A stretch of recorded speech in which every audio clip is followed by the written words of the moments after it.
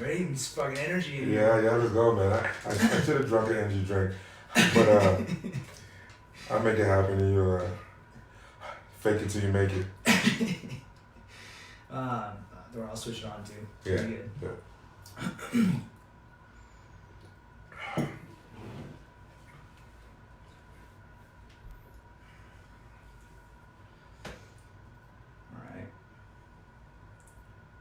Welcome, guys. Welcome, ladies and gentlemen. Welcome to Be the Leader podcast. My name is Jeremiah Sullivan. I'm your host.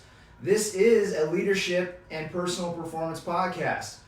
Why we exist. It's my mission to bring more good in this world, and I've chosen to do that by building leaders and helping others achieve their best. By helping you. There's a huge problem in this world, and that's low-performing people and poor leadership. This is my way of fixing that.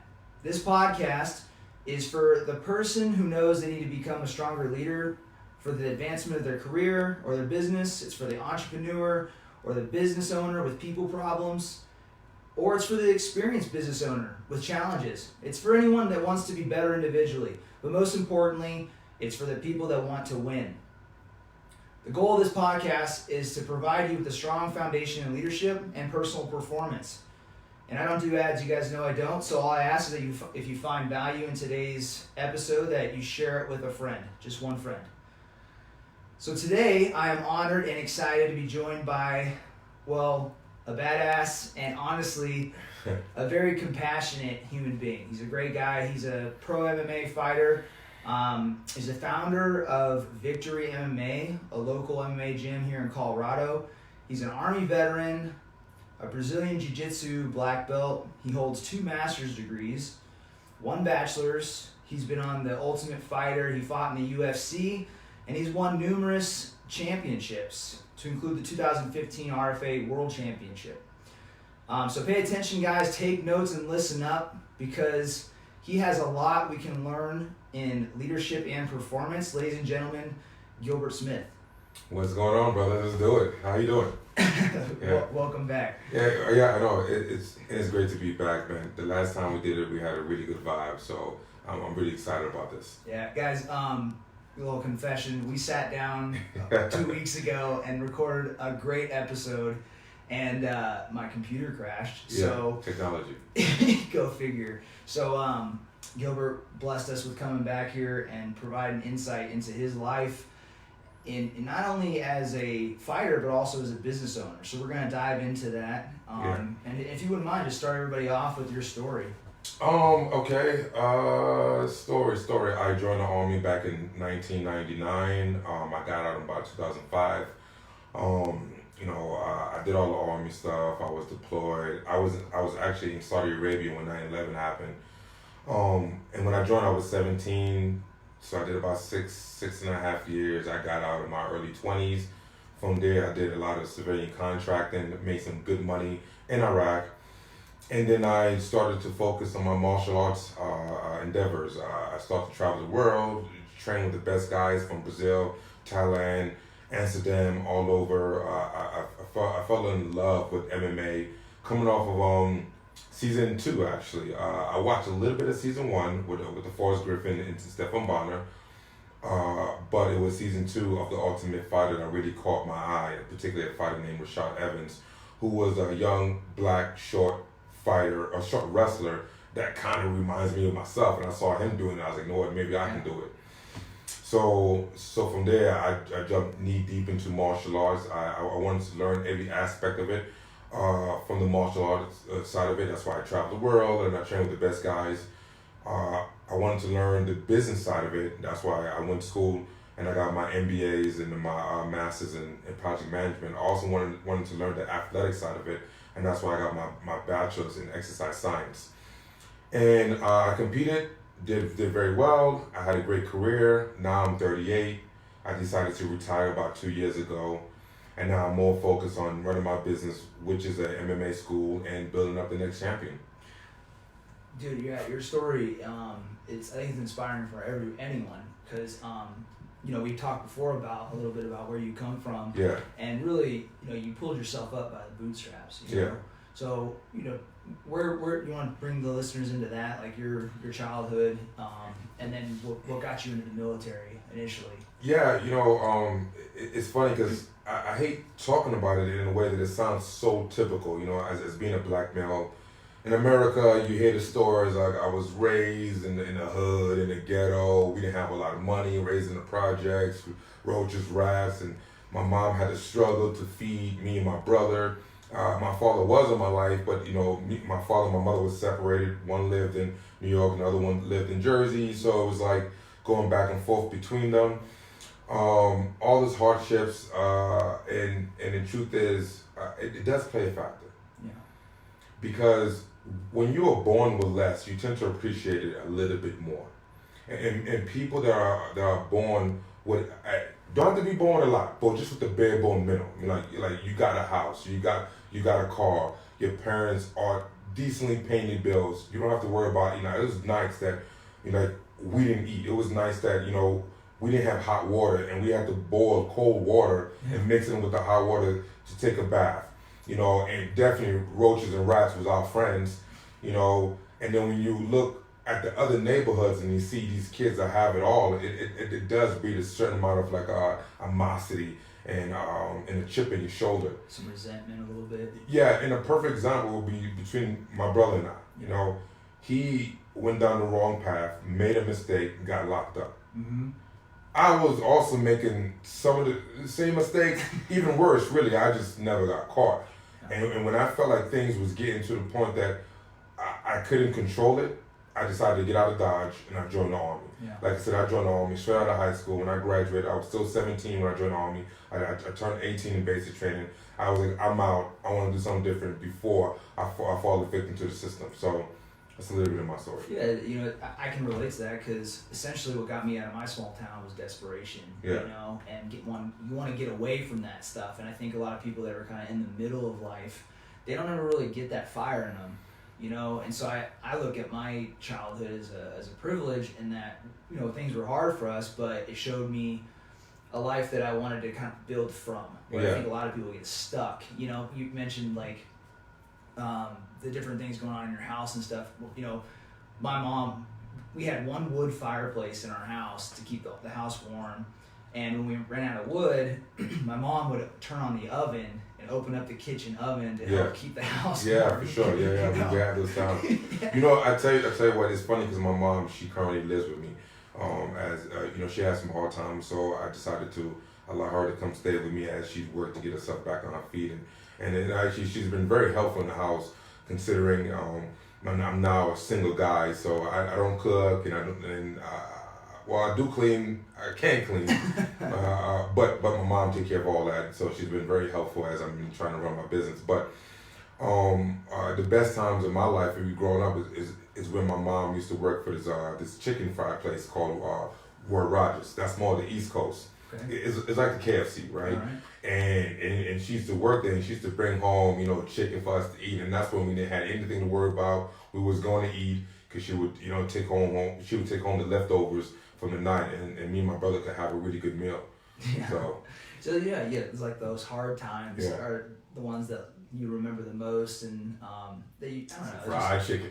I just like the struggles. Essentially, in hindsight, it's fun. Yeah, it is. My mom was a waitress, and she used to do the same thing. Yeah, she would bring home like leftover food or whatever they had extra from the restaurant, and she would bring it home. We would eat that from time to time.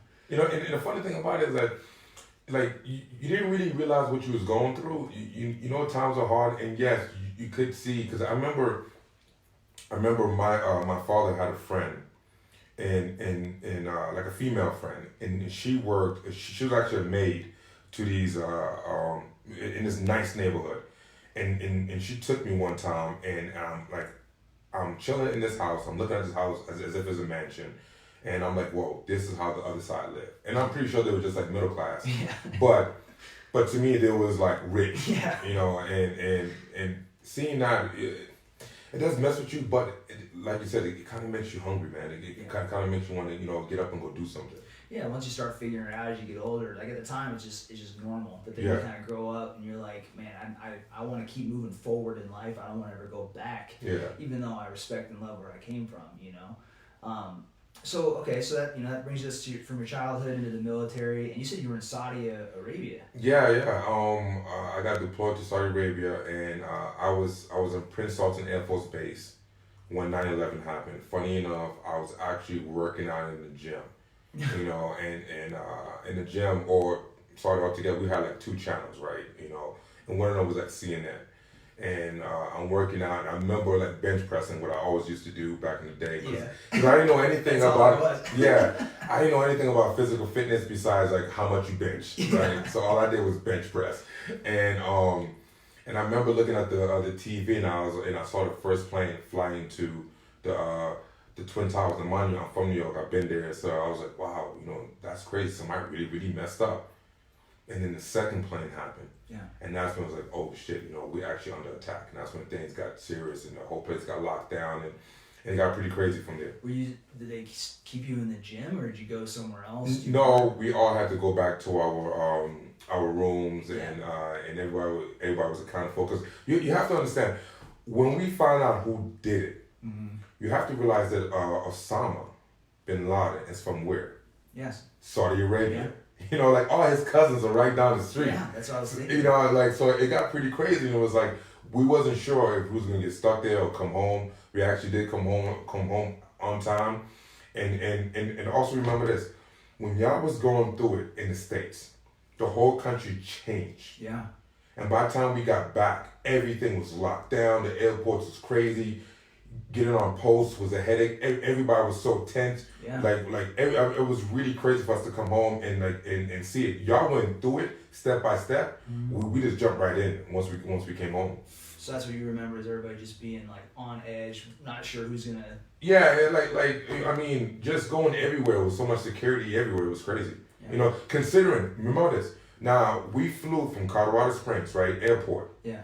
You could literally walk all the way up to the door of the plane and say goodbye. Like I remember leaving, and my wife at the time, she brought her and my kids, and they kissed me goodbye.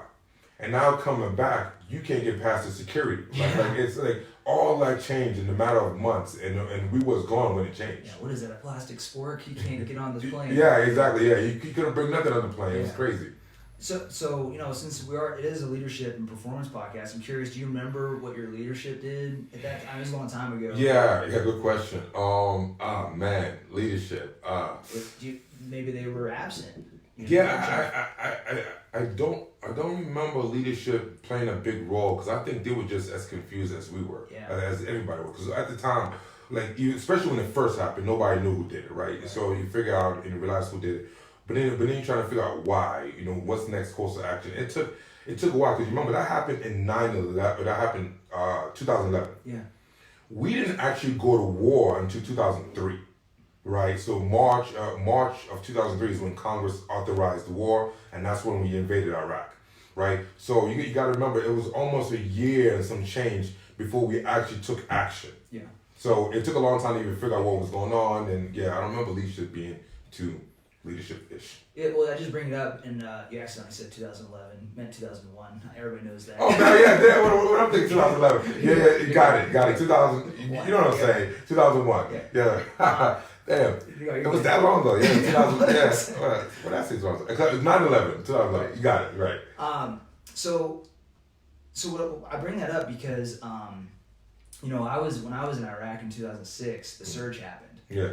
And I remember. So for those guys who don't know, this was when we were in Iraq for a while, and they decided to surge a bunch of troops into Iraq and extend everybody from 12-month deployment to a 15-month deployment. Mm-hmm. And I was there in, I think it was June timeframe, and I had deployed. I was there. Yeah, so you remember the surge? Yeah. And I was sitting in the DFAC in June, and we were supposed to redeploy, come back to the States in August, so we were like 2 months away. Mm.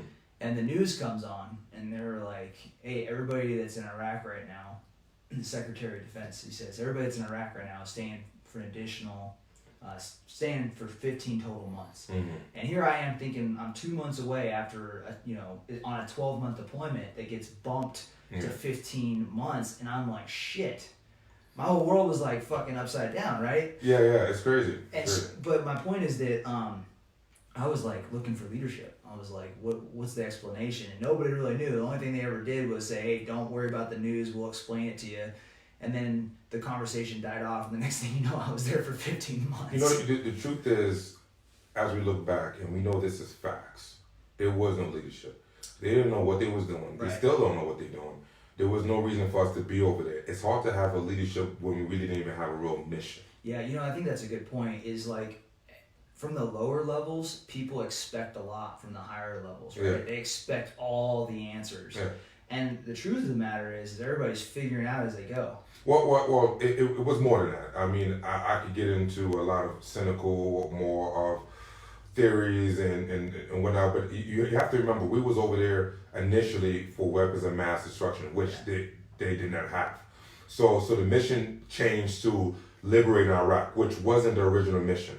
And then how do you liberate a country, right? Like, we still, after 20 plus years, close to 20 years, we still haven't figured out how to help Iraq and to make that a functional country. There was no mission. So if there's no mission, there was no real leadership. Yeah, like how are you at the lower levels going to explain what's going on if there's no real explanation at the higher levels? Yeah, right? I mean, I hate to say it because so many lives were sacrificed. Yeah. We lost close to over 3,000 American soldiers. And forget about how many Iraqi civilians or military they've lost. Yeah. In a war that was based on lies, either worst case lies, best case bad information. So since we're kind of like armchair quarterback in the whole thing, you know, as a leader that kind of looks at not really armchair, no, because we actually was there. Yeah. I mean, like right now, how could, if we stepped in as leaders in that time period, how could you and I have done a better job? I mean, unfortunately, that's above my pay grade because I didn't have the information, you know, to make the correct decisions. You know, I mean, first and foremost, I'd have said, if I could, you know, fantasize here, is honestly, let's verify the information that we have. Okay, you said there was weapons here. Yeah. They had General Colin Powell go to Congress and state that we know where those weapons at. It's there, and there. Okay, now that was either, once again, worst case lies or best case bad information. Mm-hmm. Either way, we should have verified. I mean, unless it's lies, because if it's lies, then they were just trying to go there anyway to fill their own pockets with all the contracting and oil and all those things. But if it was bad information, then we should have double checked and triple checked before we ran into that country without valid information. Yeah, I'd say it's a difficult situation because, like you said, we both know guys who are lost over there, and you know I got to see. Like in Afghanistan, the place go from, in Iraq a little bit, to not being able to walk the streets, to being able to walk the streets. So you see some progress, but then you look at the big picture and we're constantly yo-yoing with these countries. Like we're in, we're out, we're doing this is what the mission is, it's not. And so, you know, that process has been, I think everybody is exhausted from it. Well, if you want to talk about leadership, okay, the first thing I know about leadership is that you lead from the front.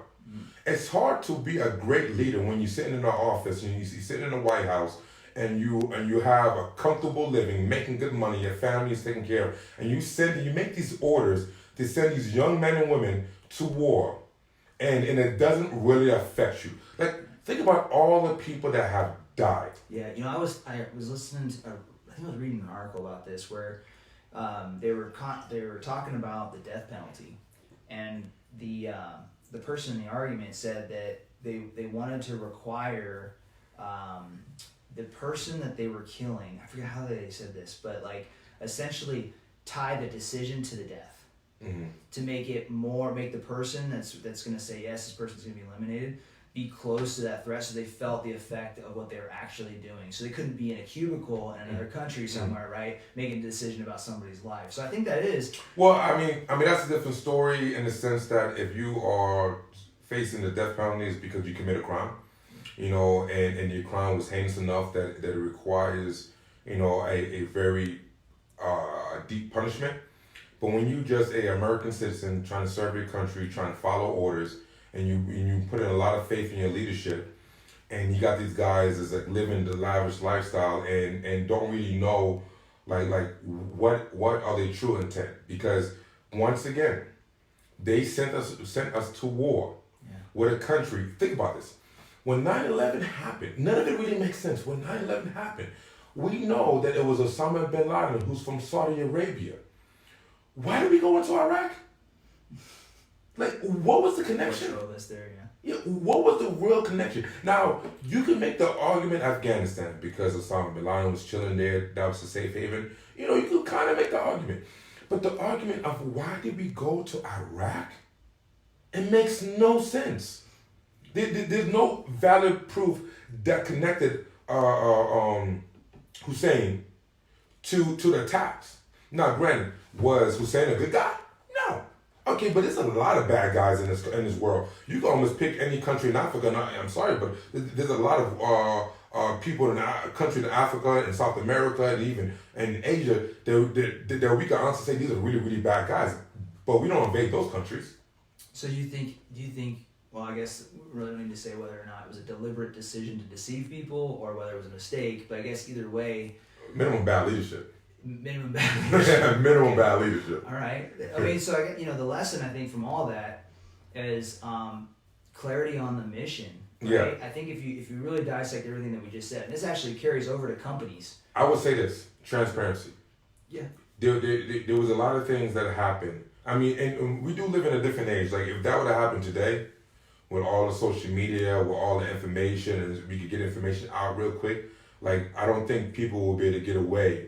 I mean, Donald Trump can't fault without people hearing about it. Yeah, you can't move that quick without information catching up to you.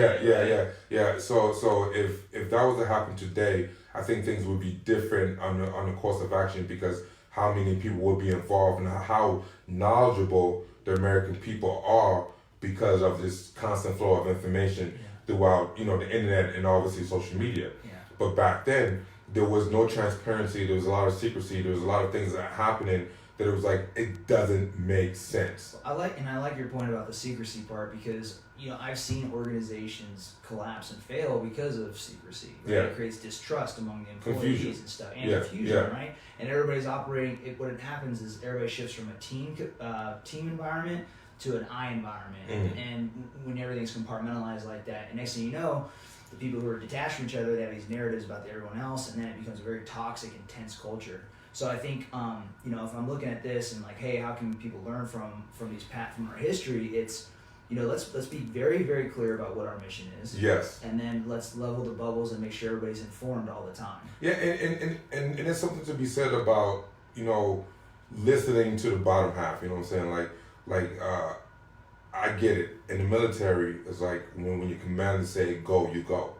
When the commander say go, you can't be like, sir, are you sure about this? Because I was thinking, Right. But there's something to be said is like, listen to the guys on the field. Like, for instance, if you're running a business, it's like me running my school, right? And my gym. And I'm the instructor, I'm the professor, I'm teaching technique.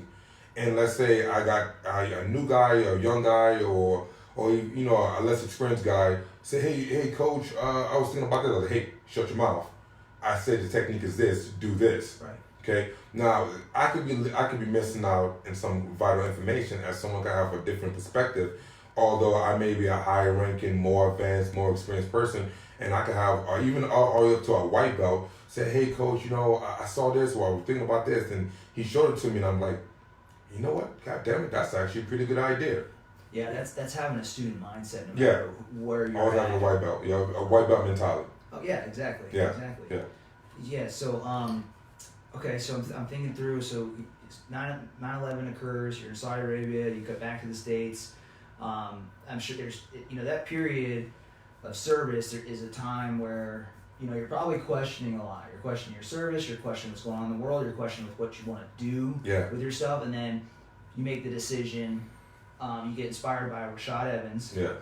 And you decide you're gonna start training. Yeah. And so talk us through that piece a little bit. So you get inspired. You said you traveled the world. Where'd you go? Yeah. So first and foremost, when I got out the Army, I did civilian contracting in Iraq for 3 years for ITT industry. So I worked in secure communication. I had a top secret clearance with an SCI background, and my goal, my job was to make sure that the Joint Chief of Staff can communicate on the top secret level. So with that job, I made a lot of money. I was making over six figures, and most of that was tax free. Yeah, tax free 6 figures. Yeah, right. So with that, and no expenses, Yeah. I mean, I still had expenses, obviously, because I had a family, so I had a wife and kids back home. But because of that, I was there for those 3 years, so I just trained. There's a lot of soldiers that came through that had experience, even some civilians. They even brought over the Gracies for a little bit to train us. So I've trained a lot of different fighters, a lot of different grapplers. I came home. I went back up to New York. I trained at Marcelo Garcia School, which is one of the best jiu-jitsu practitioners and coaches ever. And then I decided, like, I want to expand. I want to learn the art that I'm trying to perfect, and in the place that they came from. So if I want to train jiu-jitsu, Brazilian jiu-jitsu, I'm gonna go to Brazil. Yeah. So I went down to Brazil. Then it's like, I want to learn Muay Thai, kickboxing. I'm training that. Maybe I should go to Thailand to learn Muay Thai. So I went to Thailand. I went to Phuket, Thailand, and I trained a Tiger Muay Thai. And then I started watching a lot of K1 kickboxing, Yep. and I saw a lot of the K1 guys was from Amsterdam. It was from Dutch kickboxers. So I was like, okay, but damn, I guess I got to go to Amsterdam and train with them. Every time I say Amsterdam, the first thing people think about, smoking weed. I don't smoke, I don't drink. So any place I ever went to, that was not the thing I ever did. You're there for fighting. Yeah, I was there for fighting and training. So I went to Amsterdam, and then I even in the States, I went all over. I trained American Top Team in Florida. I went to Extreme Couture and Vanderlei Silver Gym in Vegas, and obviously back home in New York, and I was just all over the place training and learning. Yeah. I'm gonna make sure this is saving real quick. Yeah.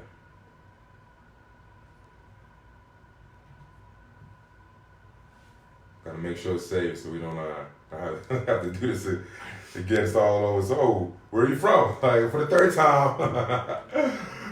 Yeah. How'd you get your start? Yeah. All right, it's looking good. Good. All right, so we're rolling into becoming a fighter. I mean, we are a fighter at this point. Yeah. And we've been to Brazil, we've been to Amsterdam. What's the next big milestone in fighting for you at this point? At that point, after all the training I've done, all the traveling, the people I trained with, sparred with, learned from, it was time to step in the cage, man. It was time to. This was my first official fight. Was January of 2009, and it was after about 4 years of training from about 2005. Because I started training right before I got out of the army, and it was January 2009, and I had my first amateur fight. I was about 27. I was a little bit past 27, and it was just, when I did it, man, it was like, it was so awesome. Addicting. Yeah, it was. The truth is, every step of the way, and I'll be honest with you, I never started out saying I wanted to fight. Mm-hmm. Initially, I got into jiu-jitsu and I just loved it. From a wrestling background, because I wrestled a little bit in high school, I had one season in college. I was like, grappling made sense to me. And I remember saying it talking to myself and said, I could grapple and do jiu-jitsu for the rest of my life. I don't want to get punched in the face. You see how good I look. like man, you look really good. You see how good I look. I don't want to mess this up, right? But then what happened was I started to doing grappling tournaments, and that's what it started with. Okay, so I started with doing grappling tournaments, and then I started beating guys and submitting them. And I traveled all over the country, from Jersey to here in Colorado and to Vegas, to do tournaments. And I started beating guys who was actually fighters. Yeah. So I was like, man, I choked this guy out, and he's a fighter. I'm wondering, and he's a good fighter with a decent record. I wonder if I can fight. So that's huge, because the belief changed. Yeah. Right? First you're going and winning becomes addicting. Yeah. Right? Like just acting becomes addicting. Like you go on one run, you're like, man, I want to do that again. Yeah. Whatever it is, right? Hard work is fun. And then next thing you know, you surprise yourself, and then the belief changes. Yeah, it does. Well, and not only that, you start to learn how to deal with the good and bad, right? So that's good. You're winning, you want to keep winning. But I've lost some matches, and I learned how to deal with that. And I learned how to take that failure and grow and make me stronger. Like I tell people all the time, your greatest point of growth happened at a point of failure. Yeah, so why would you not want to fail? Yeah, like you should not be afraid to fail. And just because you fail does not make you a failure. There's a difference. Yeah, so what's your thought process when you do fail? So this is kind of, I've noticed before, and I've worked with some fighters where they would lose a fight and it would take them 2 weeks to recover from that fight mentally. Yeah. And then over time, this is kind of like in more of the amateur area that I'm talking about. Yeah. There's at least this one specific person. And then over time, it doesn't take him 2 weeks. It takes him a week, and then it takes him a day. And so I noticed that it's the conversation that he's having in his head after the loss that makes the most impact. So for you, I mean, what's that conversation like? Well, I am a little different than most because I tell people all the time that I've never been the strongest, I've never been the fastest, never been the smartest, whatever. But I have a sickening work ethic. I have a work ethic that most people cannot match. And that's how I made it through school, right? People are like, oh, you must be smart. You got 2 master's degrees. No, I'm actually kind of dumb. I just don't quit. I just don't quit. I forget things. I misspell things. My grammar's horrible. I read things and I have to reread it 10 more times. I'm not that smart. But I have a sickening work ethic. So when it comes to fighting and losing, I like even if I fought and won or fought and lost, the formula doesn't change. I go back to training. Yeah. Like if I fight that Saturday, unless I'm physically injured, and I really haven't had many injuries, and the biggest injury I ever had is I broke my hand, and even then I was training and doing things with just my legs and running. I'm back in the gym that Monday. Yeah. You can make the argument a part of the reason why, because I own a gym, so I got to be there regardless. But I'm back to training. No, it's a switch. You can't turn that off. Yeah. It doesn't matter if you have a gym or not. Yeah. So, do you dissect the loss? Do you dissect the failure much? I do. I mean that's one way to grow. Listen. If I go out there and I beat a guy in a minute, right, and I walk away from that fight and I don't get any lessons, that was a waste of a minute. That was a waste of a fight. I don't care if I win or lose. There has to be aspects of that fight that I need to take good lessons from. So you're always looking for lessons. I'm always looking for ways to learn. That's why I travel so much and train with so many different people. It's because I want to make sure that I'm well-rounded. I have different points of views, different opinions, different ideas, and you could use your own life as a great learning tool, if not the greatest learning tool. Do you think everybody does that? No. Most people, when they lose or fail, they have an excuse. Yeah. Oh, I lost because this happened. Oh, I lost because that person. I've had it in fights, like even coaching, and my student would lose a fight, and maybe he felt like the referee stopped the fight too early, right? He's like, the referee stopped the fight too early. I'm like, that could be an argument. But the fact that you was in a bad position to start out with, that would make the referee stop the fight, or even have a thought about stopping the fight, that's the area you need to judge or to break down. The stuff that you can control. Yeah. Because the referee ain't gonna stop the fight if you was winning or at least defending yourself correctly. Granted, maybe you wasn't out, maybe you wasn't completely hurt, but you was taking damage and you was in a bad position. Yeah. That's what we need to work on. So people will lose a fight and they will find ways. Oh man, my mind wasn't in it because I was dealing with a breakup or a job was stressing me. Man, that's all excuses. When the cage door's shut, it's time for you to perform, and you need to work on that, no matter what's going on in your life. Do you think people do that to protect their self-identity? Because that's personally what I kind of think is like, if a person fails something, they don't want to admit that they're a failure, and they link the two. They say, oh, I failed, so I'm a failure, and it's easier to blame instead of saying like, no, I just fucked up. Here's the mistake. Let me learn from it and take ownership of it.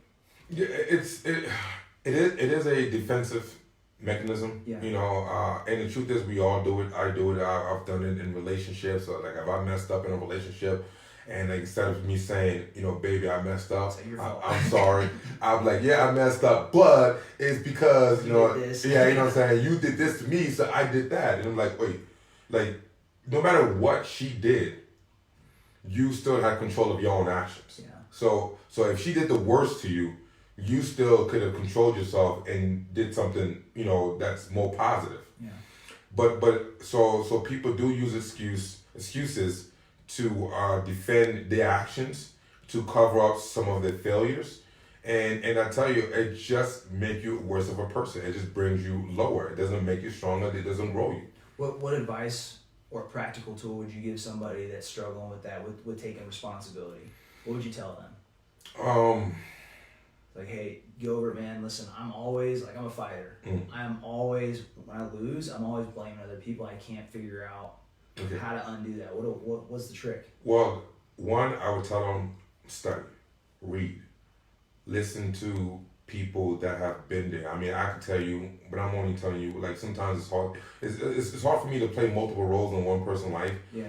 Because like my role as a coach, I'm always pushing. Yeah. And yes, I could be your mentor, I could be your therapist, I could be your homie, but sometimes you need an outside view. Somebody can say something different than I can.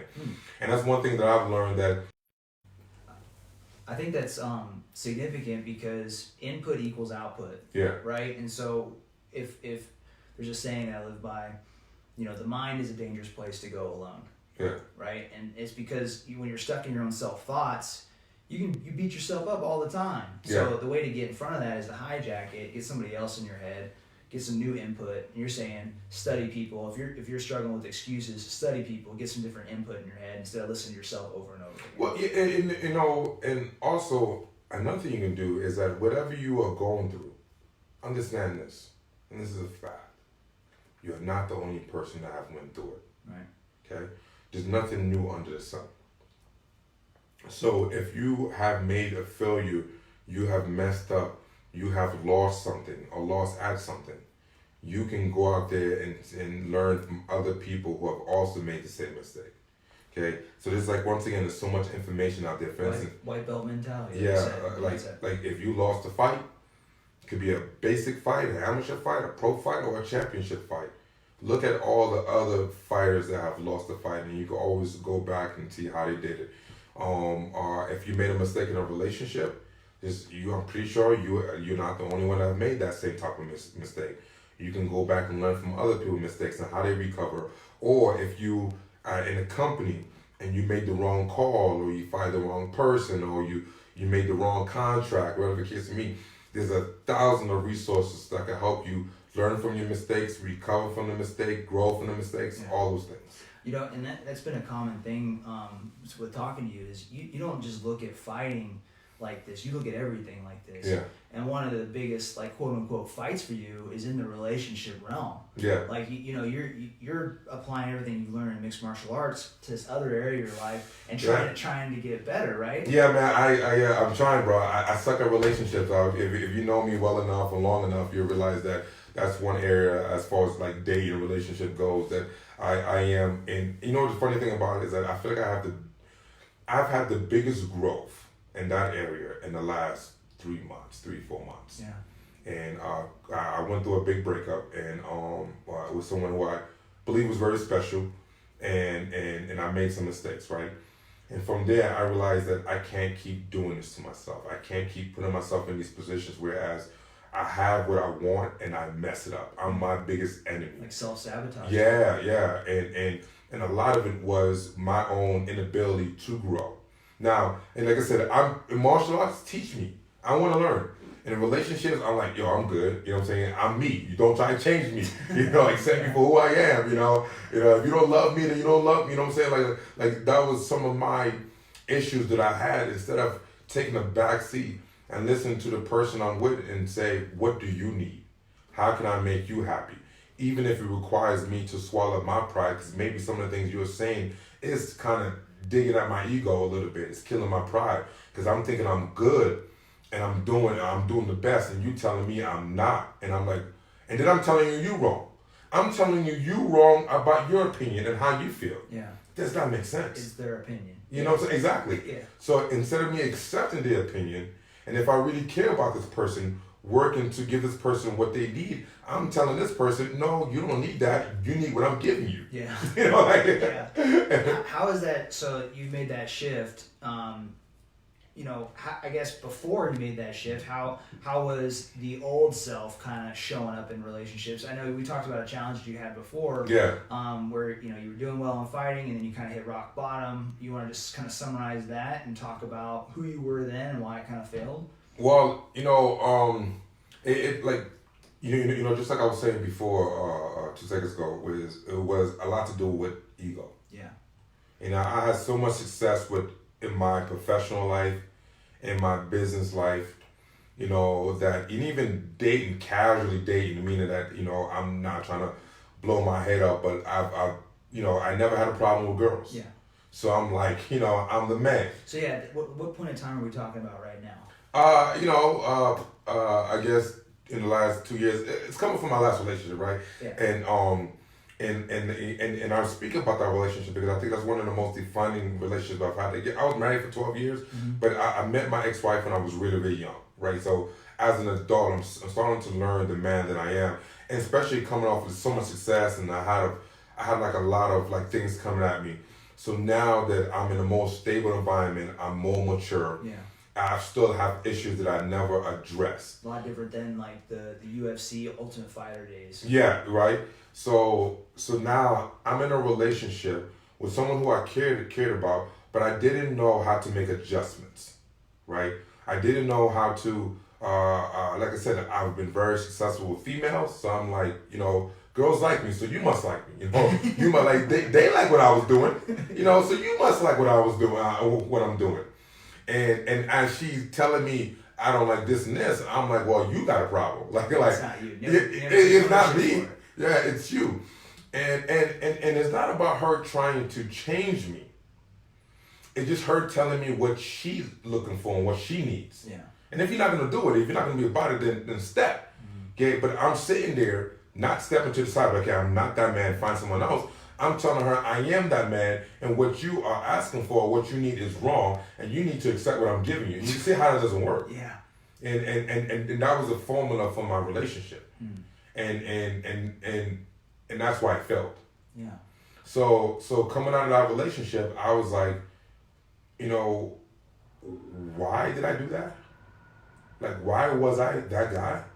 Like, what was it really that difficult, really that hard for me to swallow my pride and be like, what do you need me to do? Yeah. Okay, I'll work on that. I know I've been doing that, and I probably need to change that. Let me work on that. Was that really hard for me to do? And it really wasn't. So I lost someone that was special just because stubbornness, ego, you know, my pride, you know, and it was just a big learning lesson. It was just something I've been really, really working hard on. And one, I do love who I am, so I'm not saying I'm ashamed of who I am, but I do know there are things that I could be better at. Yeah. Well, I mean, I think that's a good mindset to have no matter what you're doing, no matter how good you are or how bad you are. Like, always just think that you can get better. Right? Yeah. Okay, so, you know, we've jumped around between leadership and performance, and, you know, one of my jobs is to pull out practical tools for guys. So I'm thinking back, is there any challenges that you've had either in business or as a fighter that were, you know, milestone challenges that changed you that people can learn from? All right, so we talked about this last time, so we go back over it, right? Okay, so this is the big one, right? This is April 2013. So April 2013 was the Ultimate Fighter finale that I was on. I was on that card. I fought a guy named Blvd, who on the show, me and him wasn't friends, was rivals, so it was a really great fight. I wanted to punch him. Yeah. And he definitely wanted to punch me, and I requested to fight him, and I got that fight. I lost. Okay. So I lost that fight. After I lost, Dana White cut me. Like, I was like, whoa, wait, hold on. One loss, I'm getting cut. Yeah, I got cut. So I had to come back home and I had to start all over. Now, when I got back home, I was a trainer. I had my gym, but my major job at the time was I was a trainer, a personal trainer, and I was working for, you know, a big name gym, and and the boss called me in and said, "Hey, we're gonna have to let you go because I was a little bit inappropriate with a client. Mm-hmm. Lesson learned. Sometimes you get really close to someone, you make a mistake. Next, you're doing some things you shouldn't be doing, especially as a married man. This is important because everyone makes mistakes, Yeah. and we live in this world where, like, when you do make a mistake, people want to act like they're on this pedestal, like they've never made one before. Yeah. And the truth is that everybody fucking has, and so full disclosure. Yeah, full disclosure, brother. I'm at a point that I don't hide from my mistakes. Yeah. I embrace them because they did make me stronger. So I messed up as being a professional, and I was inappropriate. Mm-hmm. Then I had to go home and tell my wife why I got let go. Mm. Think about that, right? So now I told her what I did. So her next statement was, "I want a divorce." Okay, so in a month's time frame, I lost the biggest fight of my life, lost my job, lost my marriage. Now you can't have a worse month outside of death or some sickness that you can't recover from, right? And I just remember, and a lot of it was my decisions. I can't even make the excuse. I can't even blame anyone. I can't get mad. I say you gain control when you give up control. So the only person I can't control is myself. In other words, if I sweat, it'll get really boggled down with the fact that they might cut me, right, or that my boss fired me, or that my wife requested or asked for a divorce. Like, I can't change none of their minds. The only thing I can change is what I do next. Yeah. And what I did next, I did two things. One, I finished out my school. I bust my ass doing school. And I went back to training, and I went back to fighting. I fought and fought. I won and won and won. And I was like, I gotta reestablish myself on a lot of different areas. And I took that pain I was feeling, that disappointment in myself, and I was like, I have to make up for it. And I just worked. That's it. But so when that comeback, that was for you. It was for me. It was for me. It's for my family. Because at the same time, I still had to. I mean, I lost my job. I lost my contract in the UFC. I had to make money. So there's a lot of. There's a lot of motivations out there. But as far as redemption, yeah, for my reputation, people saw me lose. Yeah. People heard about what happened to me at the job. They were like, "Oh, that's that trainer that messed around with his client." Then people find out about my wife asking for a divorce. That's embarrassing. Yeah. Like, there was, I really dug my head in the sand for a while, and all that. I just went away and just went to training. Yeah. Just kind of got away from the BS and focused on positivity. And when was it when you surfaced, so to speak? So, like, you're underwater in my Yeah. mind at this point, right? Like, pushed down, you're climbing to get out, and then when was the gasp for air? Like, honestly, I was so focused on like there was never an end goal, right? And I know it's good to set goals. I guess the goal was to get back to the UFC. Yeah. But like there wasn't like there was like milestones. Like, it was like you take it one fight at a time. Yeah. So the first thing was to get a win. Like, I need a win. Like, I'm coming off of losing to Bubba McDaniels. Any win, just give me a win. Yeah, I need to jump in the cage, get a decent payday, which was a great payday actually. And I need to beat this guy, and I need to finish him. Not a decision. I need to finish him. And I fought a guy named Jason Lee, and I finished him in the third round. Okay, that was I gotta win. That was really good for me. Well, no, that's huge because a lot of people, regardless of their failures and setbacks, they're trying to figure out a way out. Yeah. They're trying to get that gasp of air that we're talking about right now. And they're probably thinking about the 300-meter target, so to speak. But the first step is just get one win. Yeah. That's 25 meters target. Go out and get yourself one win. Yeah. Get that breath, and then focus on the next one. Yeah, exactly. Because if you I know there's a lot of things I couldn't solve. The only thing I can do is stay positive. Like, for instance, even with my ex-wife, she asked for a divorce. Me and her was really good friends. Yeah. Like, she comes to my gym, we work out. She's the mother of my kids. Like, I held no animosity or hostility towards her. And we still had kids in the house, so I didn't want to turn her into a hostile environment.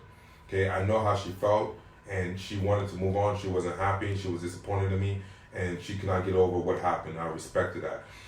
So I just did what she asked me to do. I signed the papers. as far as my job, like there's a lot of people, like even my boss, I said, you know what, bro, thank you for the opportunity. I know I made a mistake. I disappointed you. And you know, whatever. And even him, he was like, man, if you need anything, let me know.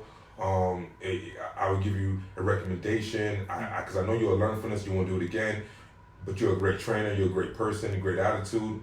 And even some of my clients at the time left that gym and came with me, and we was working out like freaking at the height of the park and things like that. Yeah. You know, and so first stay positive, understanding like say just because you fail doesn't mean you're a failure. Right. Redemption is right around the corner. You know, and you can always find your way out of a hole if you're willing to put in the work, you're willing to swallow your pride, no matter how embarrassing it is, how tough it was, how much of a beat up you took. Yeah. Man, if you're not dead, you can recover. Yeah. Take ownership, get one win, start calling yourself out. Yeah. Okay, so that happens, and then you get one win, you know, and I know it's not linear, but one thing turns into two. You get you end up opening up your gym, and we're doing well, right? Yeah. So that kind of like leads us into where we're at today, more or less, right? So I'm curious, what are you excited about now? Well, so my gym, I have close to I got over 150 members in my gym, and the energy in the gym is like it's awesome. People are having a good time. People are training hard. They are living their best life. You know, some people will come to my gym, they want to fight, and we fight and winning. Some people want to come to my gym and lose weight, burn some calories, learn martial arts, learn how to defend themselves, become more confident. You know, like those are the things that really excites me, to seeing people live their dream, and I'm a part of it. Yeah. You know, and if I die tomorrow, I want to make sure that they cannot fit any more people in that church. Because how I affected the community. Yeah, I love that, because I heard it before. Don't judge a man by what he accomplishes. Judge him by who shows up at his funeral. Yeah. Right. And I've been to your gym several times. And one of the strongest things about it is the culture. It's very family oriented. Yeah. And meaning like everyone, maybe they aren't related, but they all know each other like family. And I noticed that when I came in. It's almost like, this will sound cheesy, but like Fast and Furious. Yeah. I mean, it is. Like you walk in and it's that tight knit. Yeah. Well, see, I mean, the thing is that we are a tight knit group, but we're also very welcoming. Like if you're like, because you just started at the gym, and like, and the goal is, and it starts at the top, right? It starts at me, like, and so anybody that comes through the gym, because I will be honest. Walking into an MMA gym is intimidating. Sure. If you have never done, even if you've done it before, and you go into a new gym, you're still like intimidated. Like who am I gonna run into? Are they a bunch of assholes trying to beat me up and send me home all broken, or like are they cool? So one of the first things I want to establish is that like when you are new, it doesn't matter if you're new, like you don't know anything, or just new to our gym. We're gonna bring you in. Yeah. Now, we want you to be one of the homies, one of the guys or one of the gals, and we're gonna help. We're gonna help you, and if you got skills, you help us. I think that's powerful, because a lot of business owners out there are trying to figure out how to build strong cultures, and it does. And I noticed that a lot of times they treat them like they're expecting turnover. Like, you're gonna come in, I'm gonna get what I want out of you. You're gonna leave and do your own thing. And I think that stops by the culture that you've created, which is a welcoming culture and a team-oriented attitude. Exactly. Instead of a product or a production type of culture. Yeah. Give me your credit card. Get on the mat, and like I don't pay attention to you. Yeah. And I've been to many gyms. And I tell you, one of the things I felt when I was down at that American Top Team, which is such a huge gym, I felt like a number. Like I wasn't one of the top guys. I was nobody. An assembly line. Yeah. I wasn't like the UFC fighter. Yeah. I was still an amateur fighter. So like, who cares about me, right? So nobody reached out to me. I was there for 2 months, and they barely knew my name. But like when you come to these mom and pop gyms, like mine, like we're gonna bring you in and make you feel like you're family, and we're gonna give you everything you need. Wherever you go in your career, I cannot promise I'm gonna make you the next UFC champion. What I am gonna promise you, I'm gonna give you everything I have, so you have the best opportunity to accomplish any goals that you may have. Yeah. And at a minimum, that person's going to go on and be a great member of society Exactly. afterwards, right? Yeah. And that's even a bigger impact. Yeah. I think it's huge, man. So create a team environment. By the way, the name of the gym is Victory MMA. Have we not said that yet? No, we have not said that. Yeah. Victory MMA, Victory MMA, Victory MMA. Yeah, right. Victory MMA here in Colorado Springs. Yeah. If you are in the area, or even if you're not, come stop by, get a workout in. Yeah. And and the cool thing, we've had a lot of big name guys come through, like Jorge Masvidal, who's like one of the biggest names right now in the UFC. He trained at that gym. King Mo, who fought in Bellator, he trained there. So we had some pretty cool names come through, especially because we're such a small gym. I love it over there. And I'll get back up there. I'm doing, I don't know if you saw my shit, but I'm doing a marathon a day right now. Are you really? I'm running a marathon. I'm broke off. I'm on day 5 right now. I had to do this for 8 days straight, every day. And today is brutal. My feet look like bread loaves inside of my shoes. A marathon a day. Yeah, it's disgusting. Don't ask me about it. Yeah. Okay. I guess we all got challenges. But after I get done beating myself up, I'll be back in the gym, rolling with you guys, and you guys can beat me up. All right. Shit. Okay. All right. All right. Before we get into the fire round, where can guys find you? Okay. Once again, you could find me on social media. If you look up Gilbert Smith Jr. or just Victory MMA.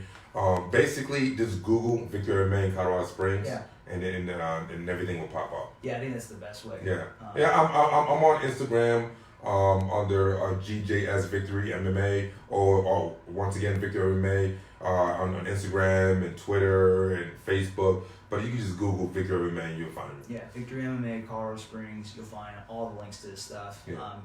And you get to see you working out with your leggings and no shit. Yeah. It's like your signature thing. Well, here's the thing. I love compression tights because I feel like I'm more mobile, and people look at it. Guys don't like to see other guys in tights. I don't mind. I thought but it's very like trademark. It's like it's Gilbert Smith, right? It's Gilbert Smith. Yeah, for sure. All right, so we're gonna jump in the fire round. Is there anything else you want to add before we get into this? Anything you want to bring up? Any questions you want to ask? No, man. I'm pretty good. Yeah. Just that if they're in the area, come to the gym. Yeah. All right, this is the fire round. So as we close off, I have one thing, and what I'm going to do is ask you 10 questions, and the role here for you is to answer as quick as you can and as short as possible. Either words, 1, 2 words, or a short sentence to answer the question, all right? All right, here we go. What are you the most proud of? My kids. What are you the most grateful for? My kids. I should have said you can't say the same answer twice. My business. All right. Who is Gilbert Smith? This is average Joe with average flow, you know what I'm saying? All right. What are you most excited about? The future. What's the change you want to see in the world? More acceptance. Okay. What does money mean to you? Being comfortable. What drives you? The future. What's your first thought when you wake up? What can I do that would help me grow? What's a pet peeve that you have or personal quirk? Excuses. And finally, what's one piece of advice you would give somebody trying to succeed? Don't be afraid to fail. Beautiful. Love it. All right, guys, to summarize the episode, we learned the importance of taking ownership and getting your ego out of the way. We learned the importance of getting one win, which will turn into 2, no matter what size of wins they are. And we learned the importance of creating a family and team in your business. So that's today's episode. I hope you found value in it. I'm reminding you right now to share this with a friend, one friend. It could be a family member. Even if you already sent it to them once, send it to them again. Because we need the organic growth. And guys, I appreciate every one of you that is sharing the podcast.